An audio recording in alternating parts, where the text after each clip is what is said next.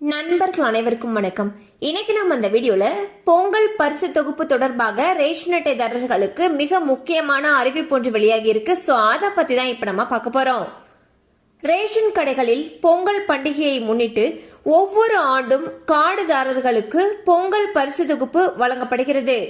அதிமுக ஆட்சியில் 2021 பொங்கலுக்கு ரேஷன் கார்டுதாரர்களுக்கு தலா 2500 ரூபாய் ரொக்க பரிசு வழங்கப்பட்டது. அதுவே இதுவரை அரசால் வழங்கப்பட்ட உச்சபட்ச பொங்கல் பரிசு தொகையாக உள்ளது.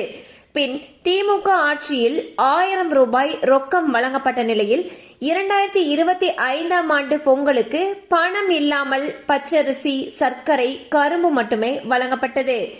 அடுத்த ஆண்டு அதாவது 2026இல் சட்டசபை தேர்தல் நடைபெற உள்ளது.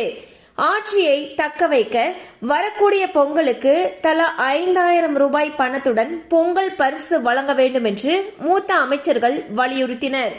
இந்நிலையில் 2.25 கோடி கார்டுதாரர்களுக்கு தலா 3000 ரூபாய் ரொக்கம், தலா 1 கிலோ பச்சரிசி, சர்க்கரை மற்றும் முழு கரும்பு ஆகியவை அடங்கிய பொங்கல் பரிசு தொகுப்பு வழங்க அரசு முடிவு செய்துள்ளது. பரிசு தொகுப்பை வாங்க ஜனவரி மாதம் முழுவதும் அவகாசம் அளிக்கப்படும் என்றும் அதிகாரிகள் கூறியுள்ளனர்.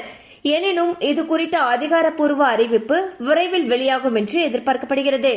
ஸோ பாத்தீங்கன்னா 2026ஆம் ஆண்டு சட்டசபை தேர்தல் வரக்கூடிய காரணத்தினால 2026 பொங்கலுக்கு பாத்தீங்கன்னா அரசு தரப்புல இருந்து 3000 ரூபாய் ரொக்க பணம், அதோட சேர்த்து 1 கிலோ பச்சரிசி, சர்க்கரை, முழு கரும்பு அடங்கிய பொங்கல் பரிசு தொகுப்பு வழங்கப்பட இருக்கிறதாக தகவல்கள் வெளியாகியுள்ளன.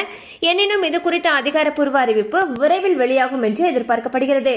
கண்டிப்பா இந்த அப்டேட் உங்களுக்கு பயனுள்ளதா இருந்திருக்கும் நம்புறோம். மேலும் இது போல அப்டேட்ஸ் உங்களை உடனே ரீச் ஆகணும்னு நினைச்சீங்கன்னா நம்ம சேனலோட தொடர்ந்து இணைந்திருங்கள். தேங்க்யூ ஃபார் வாட்சிங்.